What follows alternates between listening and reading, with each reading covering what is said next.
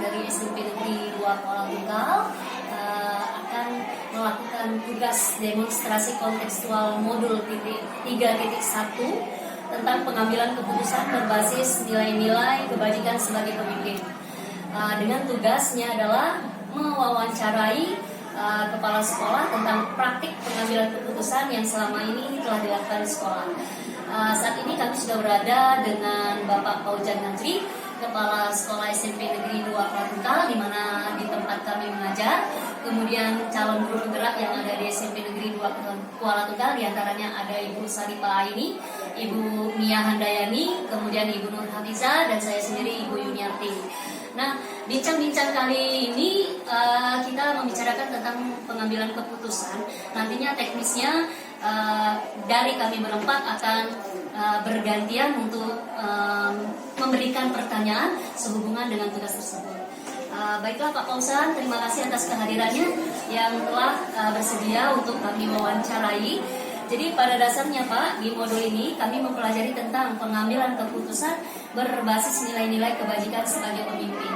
Nah, pada saat kita mengambil keputusan, kita itu sering dihadirkan dengan dilema etika maupun rujukan moral. Jadi sebagai gambaran untuk Bapak, kalau dilema etika itu adalah situasi yang terjadi ketika seseorang harus memilih antara dua pilihan, di mana kedua pilihan secara moral benar tetapi bertentangan. Jadi dengan kata lain, dilematika di sini melibatkan kebenaran dan kebenaran. Kemudian sedangkan rujukan moral itu adalah situasi yang terjadi ketika seseorang harus membuat keputusan antara benar dan salah.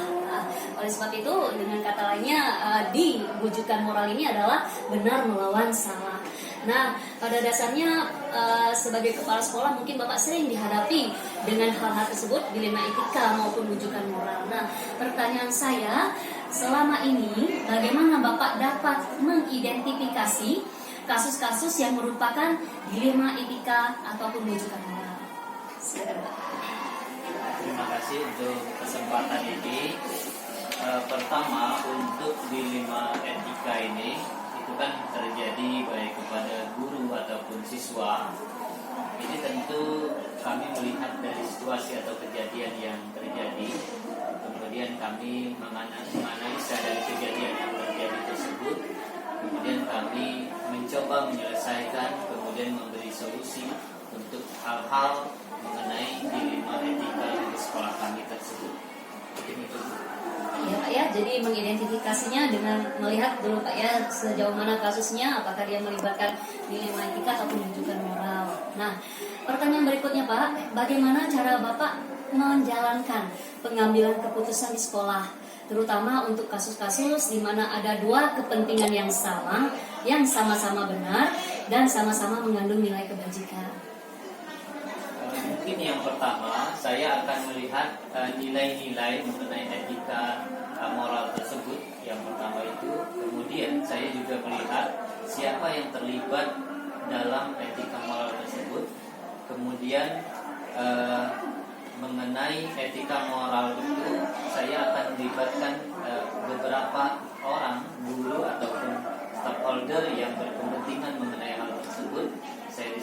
Saya diskusikan mengenai hal tersebut, kemudian barulah saya mengambil keputusan mengenai hal tersebut. Ya Pak, terima kasih Pak. Jadi bisa saya simpulkan, jadi pengambilan keputusan yang Bapak lakukan itu secara langsung itu melibatkan stakeholder lainnya yang ada di sekolah ya Pak ya, sehingga keputusan itu menjadi semacam keputusan bersama. Oleh sebab itu tanggung jawabnya pun bersama, seperti itu ya Pak ya. Oke, terima kasih. Berikutnya pertanyaan selanjutnya akan dilanjutkan sama rekan saya Ibu Saripah Aini. Baik.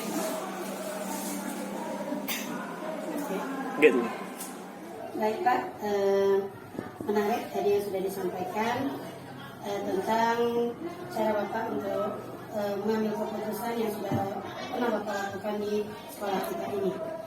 Tadi Bapak sudah menyinggung juga sebenarnya langkah-langkahnya, tapi saya ingin bertanya lagi tentang langkah-langkah atau prosedur apa yang biasa Bapak lakukan selama ini dalam pengambilan keputusan, baik itu berupa dilema etika maupun rujukan moral. Karena masalah ini pasti sering Bapak alami selama Bapak menjabat sebagai kepala sekolah. Jadi pertanyaannya adalah bagaimana langkah dan prosedur yang Bapak lakukan? Terima kasih Bu atas pertanyaannya. Saya jelaskan kembali. Pertama, kami harus mengidentifikasi permasalahan terhadap semua atau beberapa persoalan yang kami hadapi.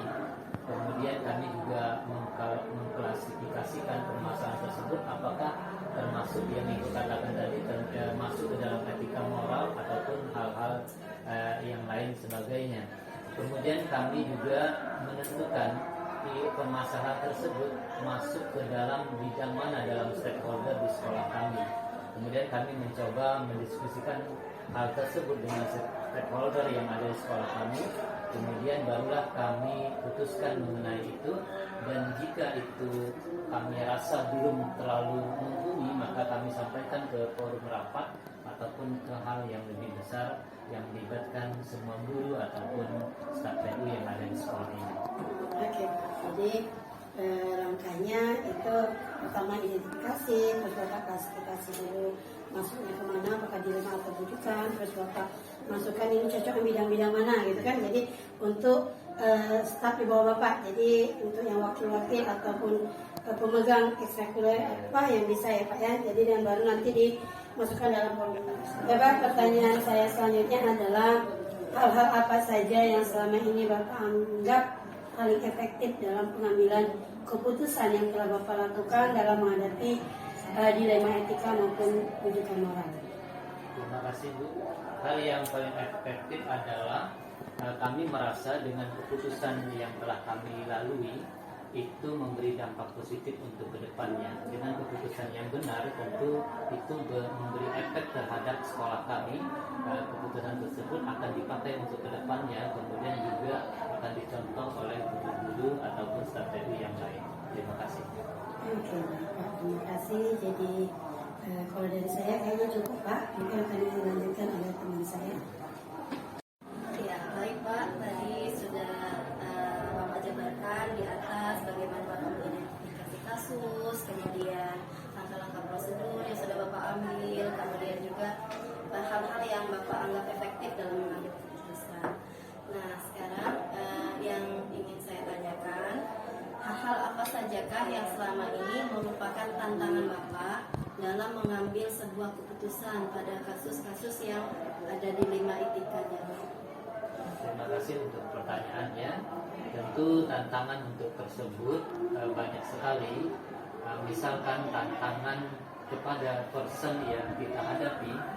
Misalkan dilema etika tersebut terjadi kepada siswa, kemudian kepada guru, itu tentu kami pertimbangkan. Kemudian juga akan berhubungan dengan moral serta kebenaran, di mana sebuah dilema etika tersebut jika kita putuskan apakah itu bertentangan dengan kebenaran, kemudian bertentangan dengan hukum, kemudian apakah bertentangan dengan moral, kemudian siapa orangnya, apakah ini sudah diberitahukan sebelumnya, apakah belum, kemudian siswa ini apakah pernah mengalami ini, tentu ini akan kami kaji lebih dalam, kemudian barulah bisa kami putuskan untuk hal tersebut. Berarti Bapak melihat personnya dulu Pak ya, personnya, kemudian keberpihakan pada murid, mungkin seperti itu Pak ya. Kemudian ini ketika misalnya Bapak menyelesaikan suatu masalah, apakah Bapak memilih untuk menyelesaikannya di tempat ketika ada kasus Bapak langsung selesaikan, atau Bapak mungkin memiliki jadwal-jadwal tertentu dalam menyelesaikan sebuah atau mengambil sebuah keputusan tentang suatu dilema?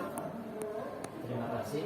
Untuk menyelesaikan itu kami usahakan secepatnya dengan tentu mengkaji terlebih dahulu permasalahan, kemudian orang yang terlibat dalam hal tersebut untuk mengenai jadwal untuk hal global. Nah, kami belum mengagendakan untuk itu karena biasanya jika ada permasalahan kami langsung tindak lanjut. Berarti memang karena ini keputusannya harus cepat Pak ya, harus cepat dan penting, Jadi memang Bapak dalam menyelesaikan kasus dilema etika ini langsung menyelesaikannya secepat mungkin. Iya. Terima kasih Pak. Nanti dilanjutkan oleh Baik Pak, terima kasih dari semua penjabaran yang telah Bapak jelaskan. Berarti selama ini Bapak setiap mengambil keputusan yang berhubungan dengan dilema etika telah mengidentifikasi dan mengklasifikasi, kemudian telah melakukan hal-hal yang saya rasa sangat tepat ya Pak ya. Namun saya ada sedikit lagi yang saya tanyakan. Kira-kira adakah seseorang atau faktor-faktor apa saja yang selama ini mempermudah atau membantu Bapak dalam pengambilan keputusan mengenai kasus-kasus dilema etika yang terjadi di sekolah ini, Pak? Tentu saja ada orang-orang yang berperan penting dalam menyelesaikan permasalahan dilema etika ini. Saya beri contoh, jika itu mengenai kesiswaan, maka kami memutuskan itu secara bertahap melalui wali kelas, kemudian kami jika tidak selesai juga maka itu akan diserahkan kepada BK, kemudian disampaikan juga kepada wakil kesiswaan, kemudian jika itu berhubungan dengan yang lain atau ekskul yang lain maka kami juga berkoordinasi dengan orang yang berhubungan atau guru yang berhubungan dengan hal tersebut, maka baru bisa kami menyelesaikan permasalahan tersebut. Iya Pak, jadi Bapak akan melihat tadi Pak ya, seperti yang telah Bapak jelaskan, diklasifikasikan. Jadi masalahnya berkaitan dengan siapa, maka Bapak akan menentukan siapa yang membantu menyelesaikannya. Itu ya Pak ya. Ya. Kemudian setelah penjabaran tadi kita dari awal sampai akhir, selama ini menurut Bapak pembelajaran apa kira-kira yang Bapak peroleh dari pengalaman Bapak mengambil keputusan dilema etika pada sekolah ini Pak? Pertama, pelajaran yang kami dapat petik adalah bagaimana hal-hal dilema etika ini jika kita putuskan dengan benar, maka itu akan menjadi sesuatu yang baik bagi siswa kami, kemudian bagi guru ataupun kami sendiri, di mana kedepannya kami selaku pimpinan tidak mengambil keputusan secara sepihak.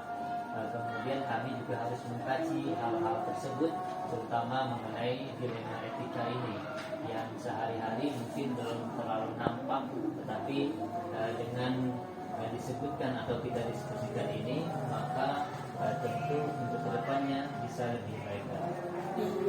Amin. Terima kasih Pak. Pertanyaan kami sudah dijawab semua. Menurut saya semoga Bapak semakin sukses dan bertambah bijaksana selama memimpin sekolah ini demi kemajuan sekolah kita. Selanjutnya kami serahkan kembali kepada Muslimin. Baiklah, demikianlah wawancara kami dengan kepala sekolah di lingkungan sekolah kami, Bapak Paujan Najri. Jadi ada yang perlu saya simpulkan, ketika pengambilan dalam sebuah keputusan di sekolah, memang kita tidak terlepas dari dilema etika dan rujukan moral. Yang paling sering kita nampak muncul adalah pada dilema etika. Ketika kita menghadapi situasi tersebut, akan ada nilai-nilai kebajikan mendasar yang bertentangan, seperti ada cinta kasih dan kasih sayang, kemudian ada kebenaran, keadilan, kebebasan, persatuan, toleransi, serta tanggung jawab dan penghargaan akan hidup. Nah, oleh sebab itu kita juga harus mempertimbangkan tentang prinsip-prinsip pengambilan keputusan dan langkah-langkah dalam pengambilan keputusan. Demikianlah wawancara kami kali ini. Akhir kata saya ucapkan Assalamualaikum warahmatullahi wabarakatuh. Waalaikumsalam warahmatullahi wabarakatuh. Terima kasih.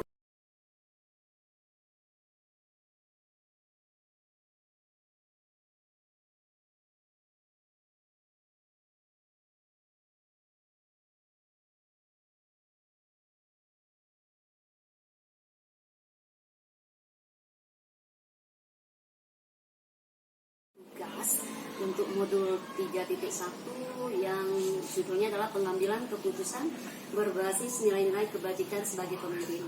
Nah, untuk tugas demonstrasi kontekstual modul 3.1 ini adalah wawancara dengan pimpinan atau kepala sekolah tentang praktik pengambilan keputusan selama ini di sekolah. Nah, alhamdulillah hari ini kita juga kedatangan dari kepala sekolah, salah satu kepala sekolah di SMP Negeri 7 Tunggal Ulu, Kabupaten Tanjung Jabung Barat, yang nanti ucapan terima kasih dulu Pak Indra. Ya, Pak Indra Lesmana Hikmi SPD yang akan kami wawancarai sesuai dengan tugas kami tadi. Berikutnya kami di sekolah punya 4 guru penggerak, calon guru penggerak yang secara teknis wawancara ini kami lakukan bergantian. Ada Ibu Saripah Eni SPD, kemudian ada Ibu Mia Handayani, dan kemudian satu lagi Ibu Nur Hafijah SPD. Baiklah Pak, saya langsung saja. Sebelumnya Pak, pada modul ini kami mempelajari tentang pengambilan keputusan lewat pertimbangan dilema etika dan rujukan moral. Jadi dasarnya dilema etika itu adalah situasi yang terjadi ketika seseorang harus memilih antara dua pilihan, di mana kedua pilihan tersebut secara moral benar, akan tetapi bertentangan. Jadi dengan kata lain, benar melawan benar. Kemudian pada rujukan moral, ya, situasi yang terjadi ketika seseorang harus membuat keputusan antara benar dan salah, dengan kata lain benar melawan salah. Jadi saya paham betul Pak Indra ini udah lama jadi kepala sekolah ya Pak. Wah iya, jadi baru 4 tahun. Sudah lama Pak ya. Sudah lama itu Pak. Jadi pertanyaan yang timbul ada Pak, selama ini sama Bapak mimpin sebagai kepala sekolah, bagaimana Bapak bisa mengidentifikasi kasus-kasus yang merupakan dilema etika ataupun rujukan moral? Ya, terima kasih. Yang kami pelajari juga di CGP ini ada 9 langkah dalam pengambilan keputusan itu Pak ya, pengujian dan pengambilan keputusan. Nah, saya cuma ingin bertanya kepada Bapak, ini ada 9 langkah itu, saya yakin Bapak juga sudah tahu. Di antaranya ada mengenali bahwa ada nilai-nilai yang saling bertentangan pada situasi ini. Terus ada juga menentukan siapa yang terlibat dalam situasi tersebut. Ada juga fakta-fakta yang relevan. Ya baik, kita tentunya pasti mencari fakta-fakta dulu Pak ya, sebelum mengambil keputusan. Terus nanti ada pengujian benar dan salah. Ya, terus nanti ada uji regulasi. Terus ada uji regulasi itu tuh banyak sekali, yang ada uji intuisi, ada uji panutan dan sebagainya, ada uji halaman depan koran. Nah, itu jadi pertimbangan kita tentunya Pak ya. Terus ada pengujian paradigma benar lawan benar, ada prinsip resolusi, sampai akhirnya adalah lihat lagi keputusan, sampai kita mengambil keputusan, terus lihat lagi keputusan dan kita merefleksi. Nah, saya ingin tahu nih Pak, dari yang sudah Bapak lakukan selama menjadi kepala sekolah sudah 4 tahun ya Pak ya. Dalam pengambilan keputusan, langkah-langkah atau prosedur apa, seperti apa yang Bapak lakukan selama ini? Ya, langkah-langkahnya seperti yang saya katakan tadi, bahwa dalam suatu kasus itu tidak saya sendiri yang mengambil keputusan, semuanya dimusyawarahkan. Kemudian hasil dari musyawarah itu nanti kita evaluasi lagi Bu. Kita evaluasi lagi apakah kedepannya kita akan menggunakan peraturan yang sama atau seperti apa lagi, seperti itu. Jadi kesesuaian kasus tersebut tentunya tidak bisa dijadikan patokan untuk masa depan Bu. Jadi kedepannya itu ibarat kata itu tidak, apakah itu masih relevan kita gunakan atau tidak. Jadi intinya itu keputusan bersama, tapi untuk kedepannya kita tidak tahu lagi apakah itu menjadi relevan atau tidak, karena setahu saya tahun depan kata kabarnya Dinas Pendidikan kita akan menggunakan satu aplikasi untuk kehadiran. Jadi kayak aplikasinya itu berbentuk apa tuh, ada GPS-nya seperti itu, atau potret diri, jadi langsung absen online gitu. Nah, nanti biasa kan ada yang jempol ya Pak ya. Tapi kabarnya itu akan dikembangkan tuh tahun depan mungkin akan digunakan, sehingga kalau misalkan sudah dikunci dari aplikasi Bu, gimana saya mau membantu lagi untuk kebijakan itu katakan kebijakan itu apakah nanti relevan untuk ke depan atau tidak, seperti itu. Iya Pak, jadi sudah jelas langkah-langkah Bapak tadi itu. Terus dalam menerapkan langkah-langkah tersebut pasti ada yang kita anggap paling efektif dari keputusan-keputusan yang Bapak mungkin sebelum memutuskan banyak sekali nih dari teman-teman memberikan saran ini sampai Bapak mengambil oh ini yang sangat efektif gitu kan. Jadi saya ingin tahu saja hal-hal apa saja yang selama ini Bapak anggap efektif dalam pengambilan keputusan pada saat Bapak mengalami kasus dilema etika. Oke. Mungkin kita bisa beralih ke kasus lain, Bu. Jadi apapun keputusannya itu saya tidak mau itu menjadi beban hidup saya, Bu. Contohnya dalam memberhentikan anak atau kita kan namanya anak atau individu itu kan manusia juga, Bu. Jadi ketika kita mengatakan anak itu harus berhenti atau kita mengeluarkan anak, masa depan anak itu seperti apa? Apakah nanti suatu saat dia akan menjadi penjahat atau jadi perampok atau menjadi apa itu suatu saat kan jadi beban untuk kita. Ya, sehingga untuk hal tersebut saya tidak mau mengambil keputusan untuk mengeluarkan anak. Apapun yang terjadi, saya tetap bela anak tersebut. Kecuali kalau misalkan anak tersebut mengundurkan diri atau hilang dari peredaran di sekolah kami. Iya.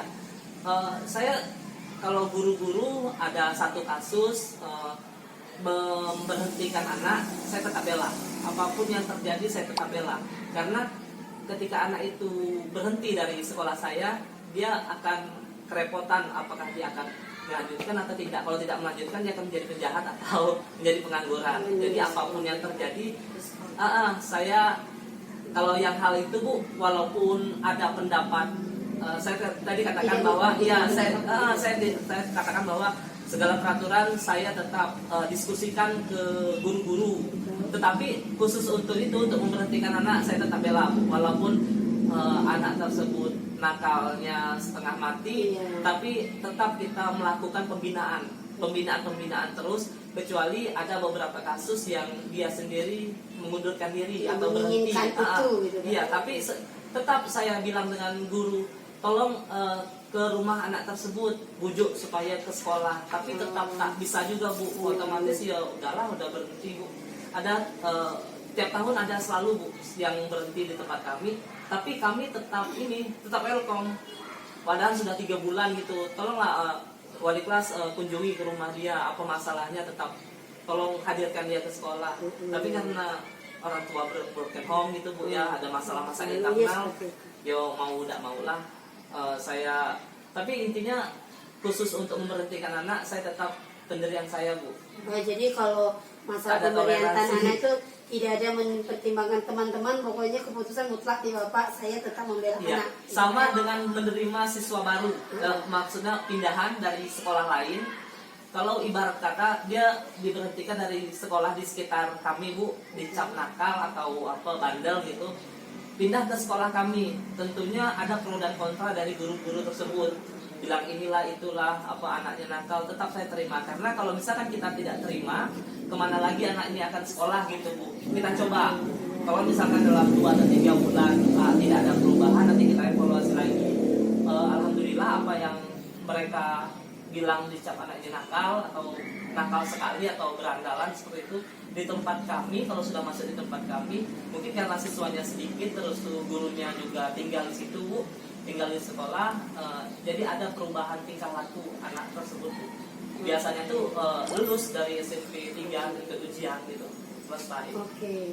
Jadi Pak, dari yang Bapak sampaikan tadi, saya menangkap bahwa paradigma yang Bapak lakukan di situ juga memikirkan paradigma jangka pendek lawan jangka panjang. Oh, seperti itu ya. Saya seperti itu. Jadi jangka pendeknya ya Bapak langsung menerima, jangka panjang menerima, memikirkan kalau saya tidak terima anak ini, berarti anak ini nanti akan jadi apa?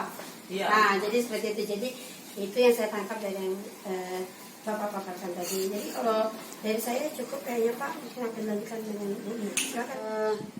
Yang kami pelajari juga di CGP ini ada 9 langkah dalam pengambilan keputusan itu, Pak, ya. Pengujian dan pengambilan keputusan. Nah, saya cuma ingin bertanya kepada Bapak, ini ada 9 langkah itu, saya yakin Bapak juga sudah tahu. Di antaranya ada mengenali bahwa ada nilai-nilai yang saling bertentangan pada situasi ini. Terus ada juga menentukan siapa yang terlibat dalam situasi tersebut. Ada juga fakta-fakta yang relevan.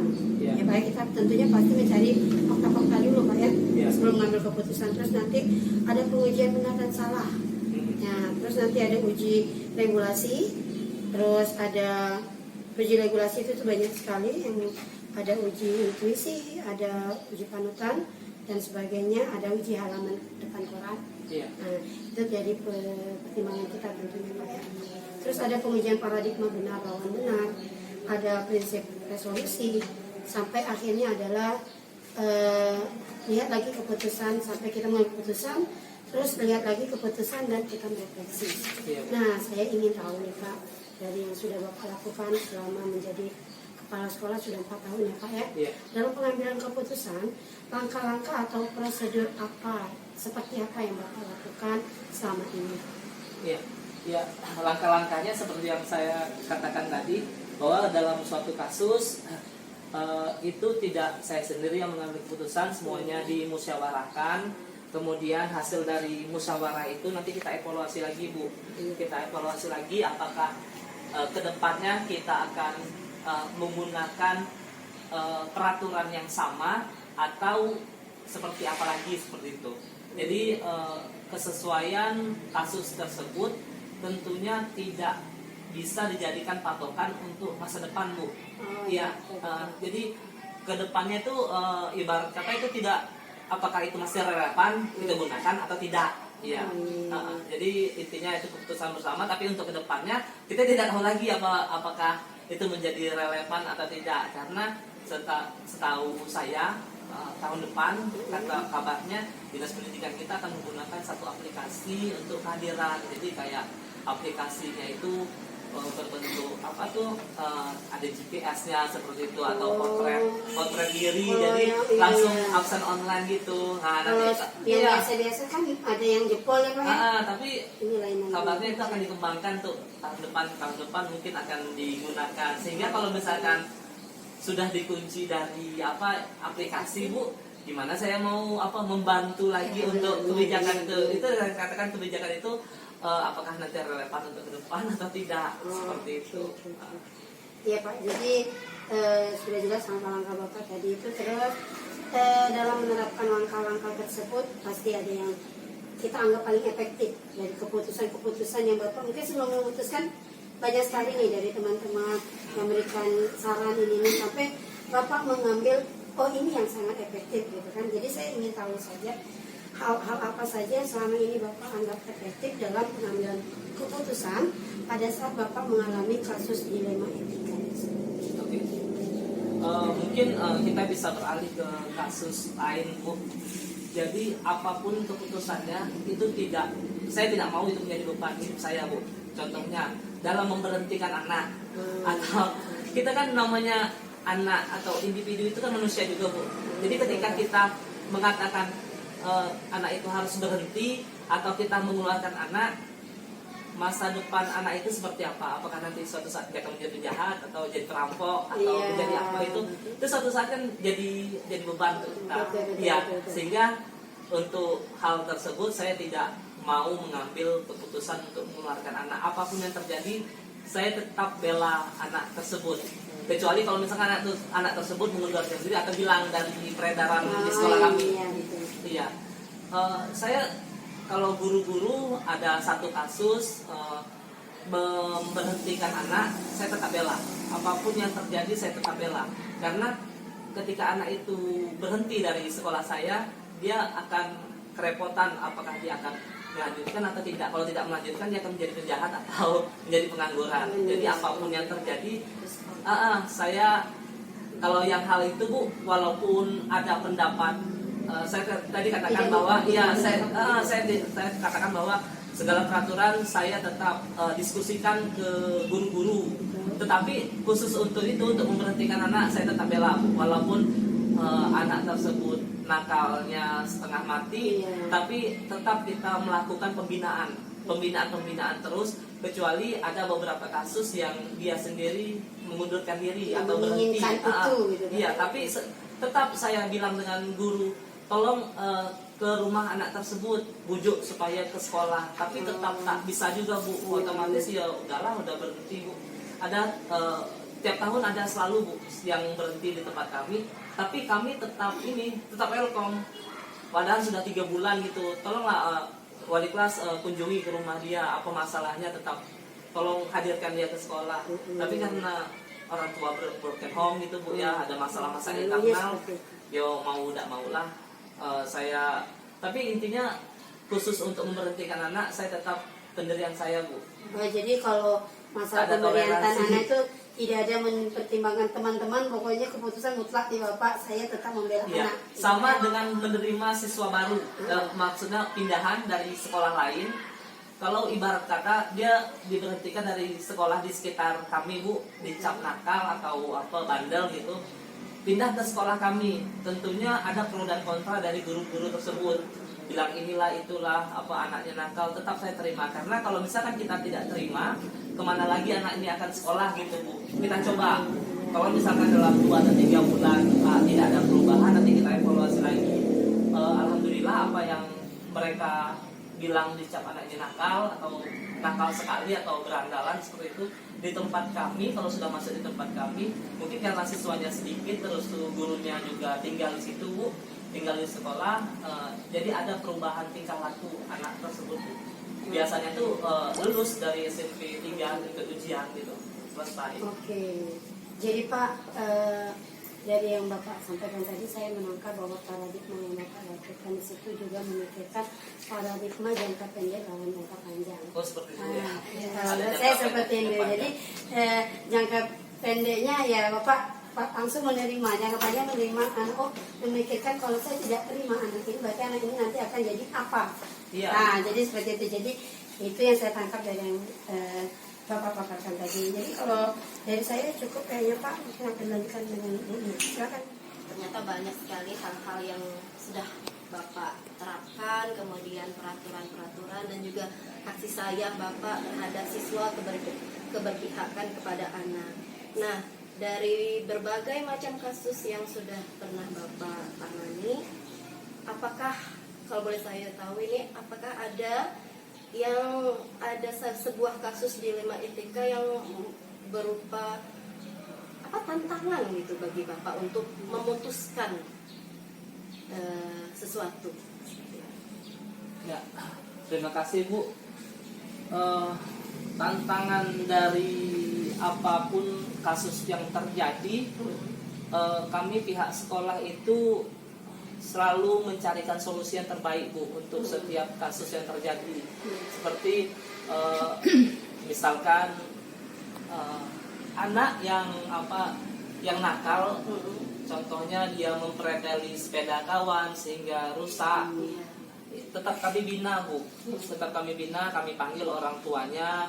Cuman masalah yang terjadi adalah ketika anak tersebut malu dan tidak mau melanjutkan sekolah lagi karena perbuatannya, itu yang susah kami pikirkan, carikan solusinya. Itu Iya, tantangannya Pak ya. iya, karena dari internal anak dia itu sendiri Bu, sudah kami bujuk, kami panggil, karena mungkin yang dia lakukan itu membuat malu dirinya sehingga mau datang ke sekolah itu menjadi menjadi momok sendiri ya. Tapi sudah kami bilang, sudahlah, tidak apa-apa, sudah dimaafkan dengan teman-temanmu, balik sekolah lagi, karena kan dalam perjalanan kami itu dari rumah ke sekolah itu agak-agak jauh Bu. Jadi kalau misalnya orang bersepeda, kalau misalnya terjadi sesuatu dengan sepedanya atau kempes, kasihan Bu didorong atau seperti apa ya. Jadi kami memang tidak tegas Bu kalau hal-hal seperti itu. Kami panggil orang tuanya, ada juga cek CCTV untuk memang itu dilakukan ya, bukti kalau misalnya itu hal itu memang dilakukan oleh anak tersebut. Tapi itulah lagi-lagi ketika kami sudah memaafkan, tapi anak tersebut dari si anak sendiri yang merasa malu atau merasa bersalah sehingga dia nggak mau lanjut ke sekolah. Jadi gimana Pak? Apakah masih tetap bersekolah dianya atau memutuskan untuk lanjut? Dia memutuskan untuk berhenti Bu. Oh, sayang ya. Itulah ya. Mungkin evaluasi untuk kami ke depan itu, kalau misalkan ada hal-hal tersebut, mungkin kami akan melakukan bimbingan secara internal. Kami tidak menyebutkan nama pelaku, tapi kami sudah memang tidak menyebutkan nama pelaku Bu. Iya. Tapi kan namanya anak-anak kita ini cepat Bu, tahu pelakunya itu cepat gitu. Lebih tahu Lebih tahu dia daripada kan. Iya, jadi kami tuh kayak mana kalau misalkan bingung juga apakah kami mau pembiaran. Kalau pembiaran kami salah lagi Bu. Tapi kalau misalkan kami proses, anak tuh lebih cepat tahu gitu ha. Itu yang jadi solusi tantangan kami ke depan. Apakah nanti akan seperti apa? Apakah melalui bimbingan langsung ke rumah orang tuanya, jadi solusinya langsung ke TKP, ke rumah orang tuanya, seperti itu, tidak lagi diproses di ruang guru. Kalau diproses di ruang guru kan mungkin banyak yang tahu, murid-murid banyak yang tahu. Jadi mungkin solusi ke depannya kami langsung jemput bola Bu, langsung ke rumah orang tua yang bersangkutan, sehingga tidak ada lagi yang tidak terblow up gitu kan. Iya, itulah yang menjadi tantangan kami ke depan. Iya, Pak. Jadi untuk kayak penyelesaian kasus tersebut, Pak Indra kira-kira bagaimana pemilihan proses penyelesaiannya? Apakah ketika ada masalah itu langsung diselesaikan di tempat, atau Bapak memiliki jadwal-jadwal tertentu untuk Bapak menyelesaikan suatu masalah dilema? Iya. Kalau permasalahan itu saya maunya itu tidak berlarut-larut Bu, karena kalau misalkan masalah berlarut itu akan panjang jadinya. Misalkan jadi memblow up kemana-mana, misalkan ada kehilangan uang gitu Bu. Kami ada Bu, uang kas, namanya uang kas ini dari kantin itu kan ada nyetor uang 10.000 lah. Satu pun guru tidak ada yang mau megang Bu, sehingga berminggu-minggu kalau misalkan ada bukan celeng ini transparan kayak kotak saran, tapi tidak digunakan untuk kotak saran.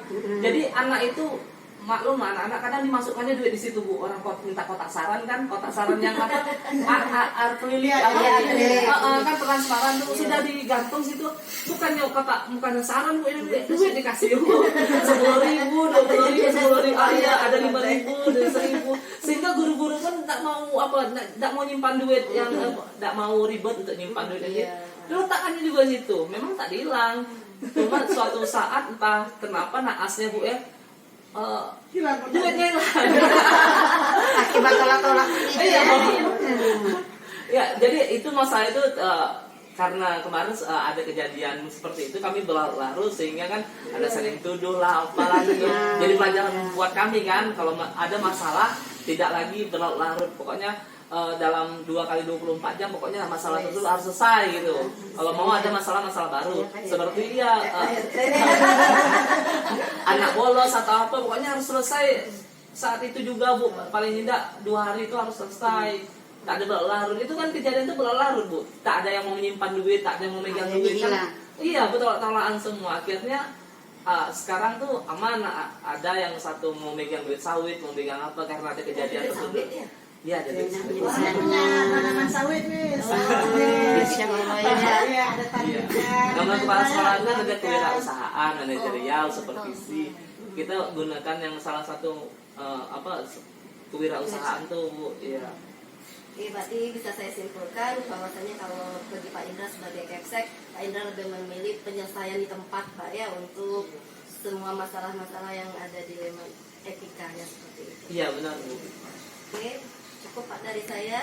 Kali ya kita siang ini sampai lupa sudah jam makan siang walaupun belum makan gitu ya. Kode itu kayaknya tuh.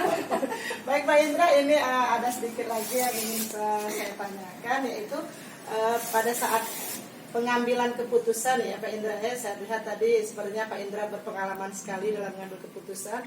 Itu adakah seseorang atau faktor-faktor apa saja yang bisa membantu mempermudah Pak Indra dalam pengambilan keputusan terhadap kasus-kasus dilema etika yang terjadi di sekolah Bapak? Oke, terima kasih Bu. Jadi sebelum ke publik Bu ya, tentunya ada beberapa orang guru atau saya katakanlah guru senior.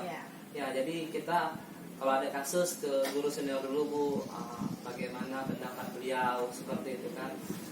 Mungkin ada guru senior yang bijak, soalnya kita sebagai junior mungkin masih belum memiliki kebijaksanaan yang lebih dibandingkan guru senior. Kalau guru senior kan dia matang Bu, bijak juga untuk memutuskan pendapat. Jadi dari pendapat beliau nanti kita evaluasi lagi dan kemudian baru kita uji publik lagi Bu. Dari kalau kasusnya terlalu berat mungkin bukan hanya guru yang kita libatkan, tetapi komite juga kita libatkan. Iya, seperti itu Bu. Jadi tetap membicarakan dengan guru senior ya Pak ya. Iya, Atau Bu. kalau memang kasusnya lebih agak berat sedikit Pak ya, mungkin melibatkan komite, jadi kita juga undang komite. Iya Bu, benar Bu. Jadi dari semua yang telah Bapak sampaikan dari tadi, yang menurut saya sesuatu yang sangat menarik itu Pak ya, kira-kira pembelajaran apa yang bisa Bapak petik dari pengalaman Bapak dalam mengambilkan keputusan secara dilema etika ini Pak? Iya, pengalaman pribadi saya Bu, apapun keputusan yang saya ambil itu pasti menjadi ada pro dan kontra Bu. Ya, jadi tidak ada keputusan yang saya ambil itu dianggap baik 100% oleh semua pihak. Pasti ada pro dan kontra. Jadi tetap ya kuatkan mental saja Bu kita. Karena walaupun kita jalan ke kanan itu selalu salah bagi pendapat orang, tapi walaupun kita berjalan ke kiri juga salah juga, lurus juga salah, diam juga salah. Jadi siapkan mental aja seperti itu. Tebalkan itu, tebalkan kuping. Jadi kita harus menjaga telinga kita Pak Iya, ya. Bu, benar. Ya, jadi benar ya Pak ya kata pepatah Pak ya. Apa pepatah? Kata Pepatah ya. Anjing ngomong kafilah berlalu. Sebenarnya jangan gunakan dua tangan Anda, kan tidak mungkin untuk menutup semua mulut orang. Iya, Dapat betul. digunakan untuk menutup telinga kita. Iya, benar. Ya, baik Pak Indra, sangat menarik pembicaraan kita pada hari ini. Banyak pengalaman-pengalaman baru yang kami peroleh dalam pembelajaran mengenai pemecahan kasus dilema etika dalam pengambilan keputusan. Iya Bu, terima kasih Bu. Silakan Miss Windy ya. Baik, terima kasih Pak Indra. Ya, sekali lagi Pak Indra ini adalah kepala sekolah dari SMP 7 Tunggal Ulu, Kabupaten Tanjung Jabung Barat. Ya, banyak hal yang bisa kami pelajari dari wawancara ini Pak.